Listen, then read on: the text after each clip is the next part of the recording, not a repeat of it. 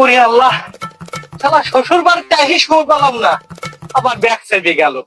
এখন তো আমার ওই বাথরুমে পায়খানা করার অভ্যাস নাই, তোমার জঙ্গলে ছাড়া। যাই তাড়াতাড়ি যাই, এভাবেই সারিয়ে আসি। প্যান খোলা আছে? ওরে বাবা রে।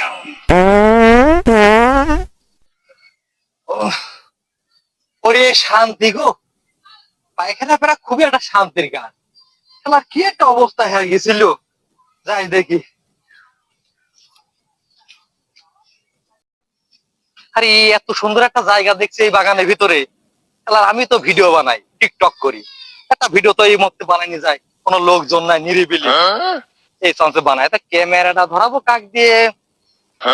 ও বুদ্ধি একটা পাইছি, এই বদনা তুই আজকে ক্যামেরা হবে আর আমি ভিডিও বানাবো, দেখি। হ্যাঁ ঠিক আছে, এখানে দিলাম, এবার সেট করে দিলাম। হ্যাঁ ঠিক আছে, তুমি কথা দিয়ে কথা রাখুনি, তুমি আসনে তো ফিরে। আমি কিন্তু ঠিকই এই জঙ্গলের ভিতরে এসেছি, কিন্তু তোমার দেখা তো পেলাম না। তুমি কোন, একবার দেখা দাও না বন্ধু। বাবু তুমি এই বাগানের ভিতরে কি করছো তুমি একটা কাজ করলে বাবু, তোমার জন্য আমি ভিডিও বানা শান্তি পাইনি জানো। নিরিবিলি বাথরুমে আসি মনে করো এই বাগানে ভিডিও বানাই, তুমি দিলে তোমার ভিডিওটা টেস্ট নাই। আমার এই ভিডিওটা কত পরিমাণ ভিউ হইতো। তাহলে আর একটা কাম করলে বাবু, যা তুমি ভিডিও বানাচ্ছো মানে? হ্যাঁ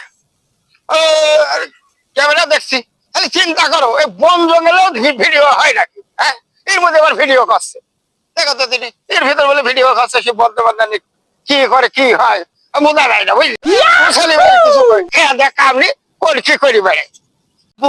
তুমি একটা কাম করলে আমার আমার ভিডিওটা টেস্ট মাইট দিয়ে এখন তুমি চলে যাচ্ছ। কি একটা সর্বনাশ করলো, ভিডিও বানাবো কাম করলে।